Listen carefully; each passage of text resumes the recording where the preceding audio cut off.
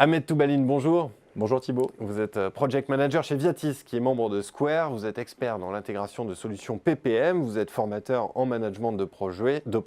Et chez Viatis, vous conduisez notamment des projets de transformation d'agilité à l'échelle. Ça va être notre sujet aujourd'hui. Alors, c'est quoi tout simplement l'agilité à l'échelle ?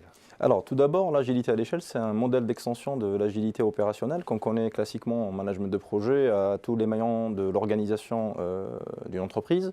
En fait, c'est une approche systémique qui se base sur les mêmes principes du lean management et du manifeste agile, en ajoutant quelques principes clés comme la décentralisation des décisions ou l'alignement et la synchronisation d'un large panel d'équipes agiles sur une même chaîne valeur métier. En fait, cette extension, elle se base sur 3 dimensions. La première dimension est une dimension delivery.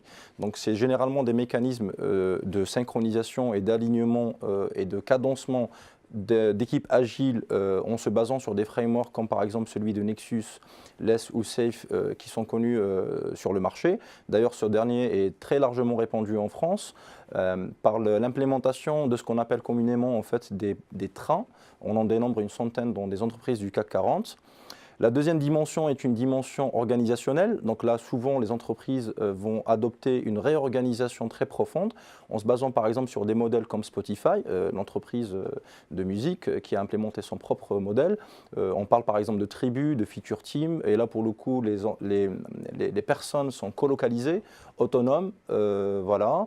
Et la troisième dimension qui est très importante pour moi, en fait, c'est une dimension de pilotage. Et là, pour le coup, on parle de processus qui vont de la gestion des portefeuilles de projets jusqu'à la gestion de budget, le procurement, etc.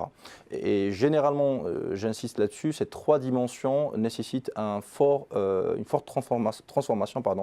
Et là, pour le coup, on parle par un vrai programme de transformation. Voilà. Alors, on en reviendra à ces problèmes de pilotage dans une seconde vidéo, mais d'abord, est-ce que vous pouvez nous détailler quels sont les bénéfices qui en sont retirés par les entreprises ?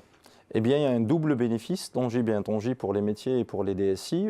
Pour les métiers, donc, ou le business, il y a d'abord en fait, une visibilité accrue des activités IT, donc avec une forte présence dans les décisions stratégiques des DSI.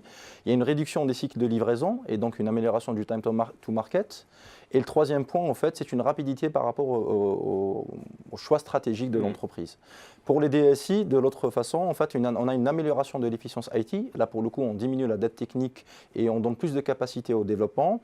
On a une forte autonomie et innovation pour les équipes agiles. Et enfin, une attractivité, au fait, interne des talents de par leur autonomie et de par leur motivation.